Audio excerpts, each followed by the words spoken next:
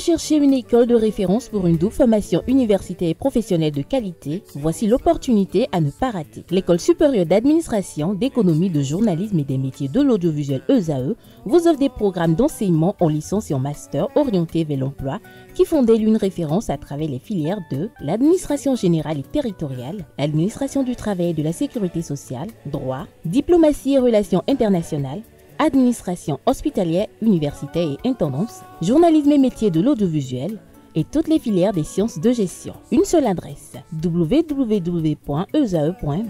Rendez-vous dès maintenant sur nos campus ESAE Bedjromende au numéro 90 93 65 21 ou au numéro 98 98 14 00. Paracourt sur le numéro 52 46 12 12.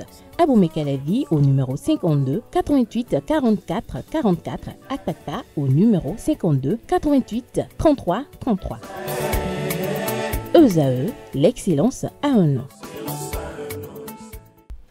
Nasrine Fatoui, bonjour à nouveau. Bonjour à nouveau Abdelkader. Bonjour, merci d'être là ce matin. Vous êtes là pour le bulletin matinal d'information. Aneldo, bonjour. Bonjour. Merci également d'être là pour la page des sports. Ce matin, on démarre le bulletin matinal d'information par la promulgation par le président de la République, chef de l'État et chef du gouvernement, Patrice Athanas Guillaume Talon, promulgation de la loi portant cadre juridique de la chefferie traditionnelle en République du Bénin. C'est bien cela, amis internautes, bonjour et bienvenue dans ce bulletin matinal d'information adopté le 13 mars 2025 par les députés de la 9e législature.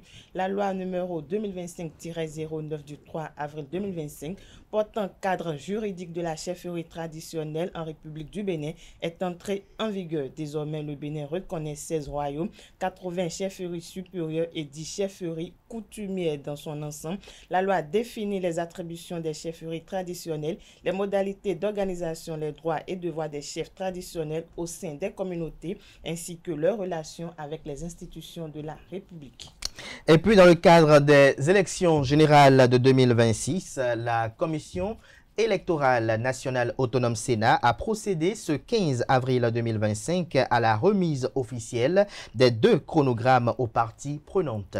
À moins d'un an des premières élections générales au Bénin, la Commission électorale nationale autonome Sénat a rendu public le chronogramme des activités conformément aux dispositions des lois électorales. Des détails avec Sakalafia, président de l'institution, dans cet élément signé Larius Adjagbenou. L'article 19-7 de la loi 2019-43 du 15 novembre 2019 portant code électoral tel que modifié notamment par la loi numéro 2024-13 du 13 mars 2024, charge le Conseil électoral d'informer l'opinion du chronogramme de chaque élection. C'est pour satisfaire à cette exigence légale que la Commission électorale nationale autonome a prévu ce jour, mardi 15 avril 2025, la remise officielle des 2 chronogrammes aux partis politiques, aux parties prenantes, ainsi que leur diffusion à travers divers canaux de communication. Ces 2 chronogrammes se présentent comme suit. 1. Le chronogramme des activités des élections couplées législatives et communales de janvier 2026. 2. Le chronogramme des activités de l'élection présidentielle d'avril et mai 2026. Le Conseil électoral a adopté ces 2 documents à la suite d'un long processus qui a connu son épilogue avec la tenue du 1er au 4 avril 2025 à Boycon de l'atelier d'échange sur la planification opérationnelle des activités électorales. Il me paraît important de préciser que le chronogramme des élections couplées législatives et communales compte 53 activités, tandis que celui de l'élection présidentielle en compte 38. Ces activités, complémentaires par nature, sont toutes aussi importantes les unes que les autres. Les 2 documents qui vous sont soumis sont synthétiques et centrés sur les dates clés, prenant en compte le début et la fin de chaque activité. Ils sont essentiellement dynamiques et leur mise en œuvre intégrera les contraintes internes comme externes.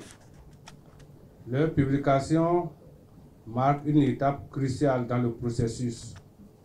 C'est la raison pour laquelle la Sénat y a inséré les activités devant figurer au calendrier électoral. Ils représentent pour les partis politiques d'importants outils de planification interne en ce qu'ils sont établis pour leur permettre de s'organiser et de se préparer au scrutin à venir. Mesdames et messieurs, outre l'exigence légale à laquelle elle obéit, la présente cérémonie se veut aussi informative. Elle vise à permettre aux acteurs politiques, aux médias, à la société civile et à nos concitoyens de s'impliquer avec justesse et exactitude dans le processus électoral.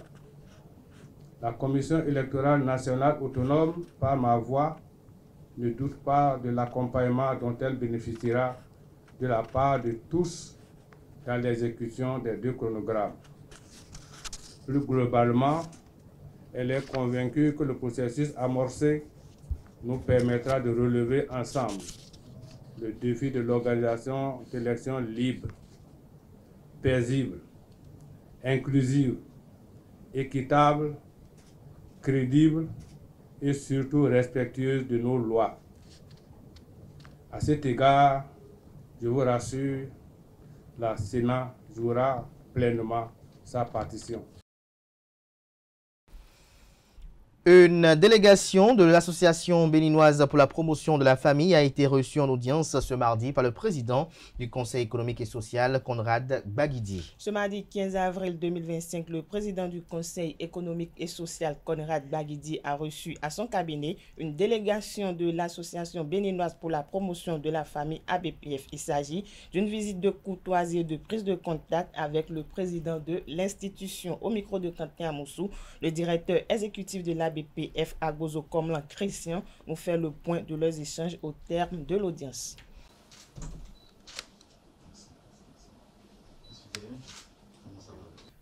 Les volontaires de la BPF ont appris avec beaucoup de joie la nomination à ce poste d'un des volontaires de la BPF, parce qu'il s'agit ici du volontaire Conrad Baguidi, qui est devenu président du Conseil économique et social.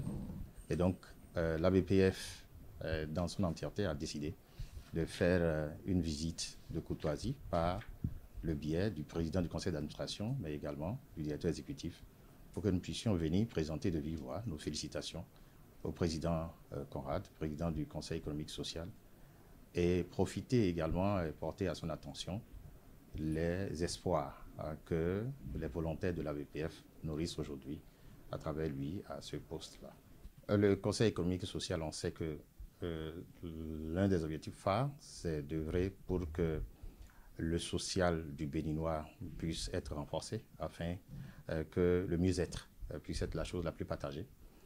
Et l'un des objectifs phares également de la BPF, c'est le bien-être familial.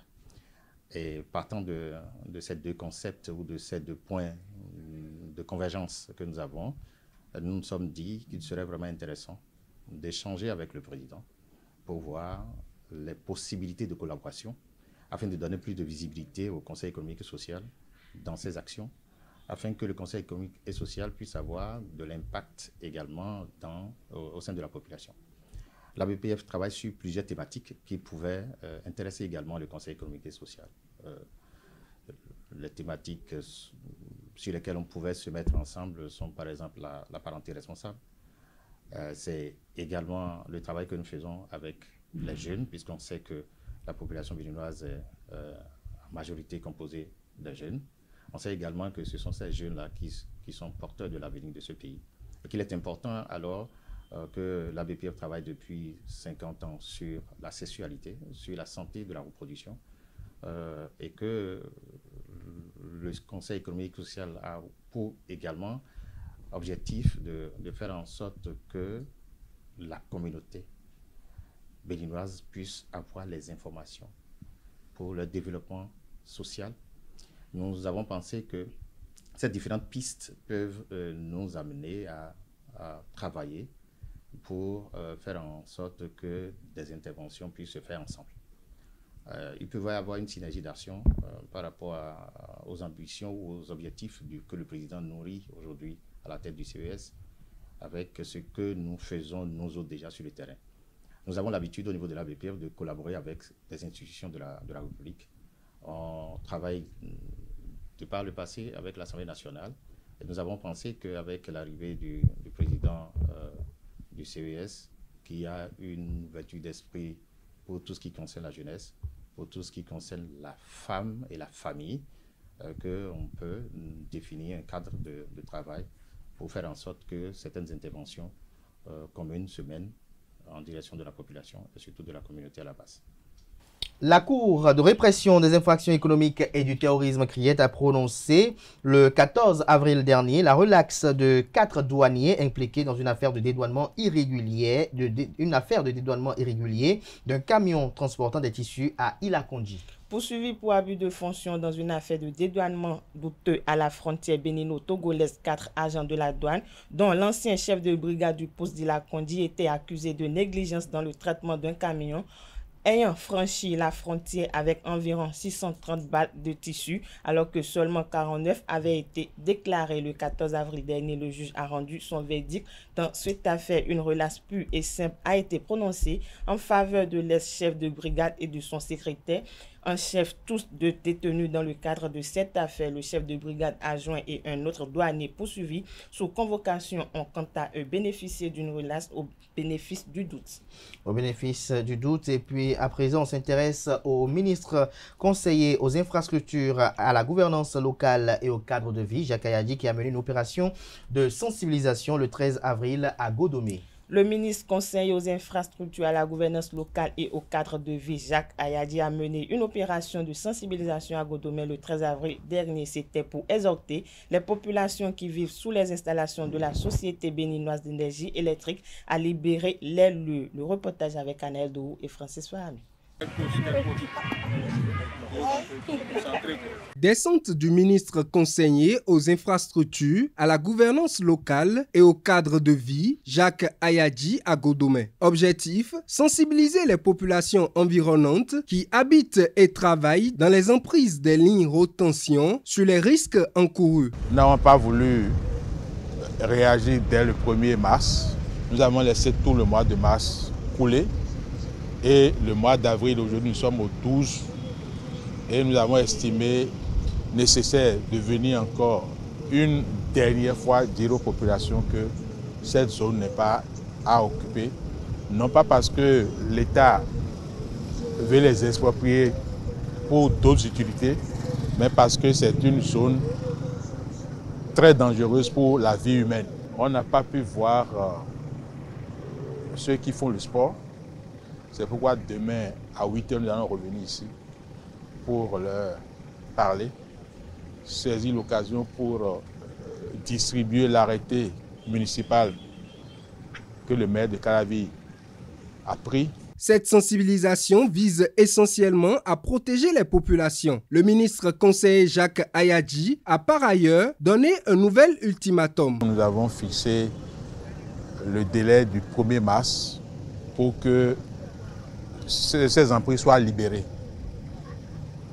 Mais force est de constater que jusqu'à ce jour, même si on note un effort de certains qui sont partis d'eux-mêmes, il y en a encore qui s'entêtent et sont restés sur place. Je suis venu ici avec le commissaire de Godomé, qui a été instruit par le directeur général de la police républicaine pour m'accompagner, afin qu'une dernière fois, on parle à ceux qui sont installés ici pour que d'ici la semaine prochaine, ces zones soient libérées, y compris avec le concours de la police républicaine. Ces multiples actions de sensibilisation du gouvernement s'inscrivent dans le cadre du renforcement de la sécurité publique et sanitaire des usagers.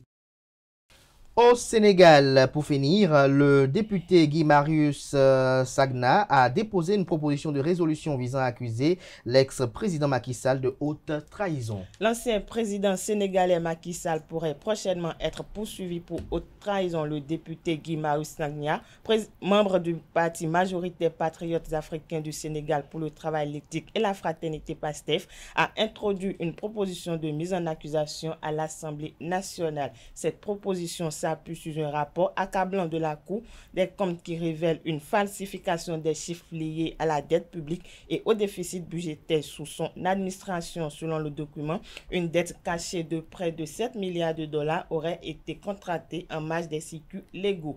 Le député estime que cette gestion opaque et les manipulations comptables qui en ont découlé ont mis en péril la souveraineté financière du Sénégal. Merci à vous, Nosrine Fatoumé, pour cette présentation du bulletin matinal d'information. On retrouve à 19h à Tifa Olafa pour la grande édition du journal télévisé sur ESAE TV. Place à présent à la page des sports.